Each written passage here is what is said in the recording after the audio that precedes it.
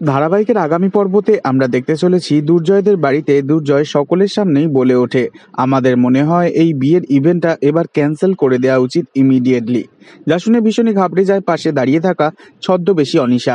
তবে দুর্জয়ের মা আপত্তি দেখানোয় শেষমেশ শুরু হয় বিয়ের তোড়জোড় একেবারে জোর কদমে। এরপর দেখা যায় দুর্জয়ের মা দুর্জয় এবং রানীকে পাশাপাশি আসন পেতে বসিয়ে ওদের মাথায় দুর্বঘাস দিয়ে আশীর্বাদ করে, আর তারপর চামচে করে মিষ্টি নিয়ে খাওয়ায়। আর দুর্জয় ও রানী তা দেখে ভীষণই খুশি হয়।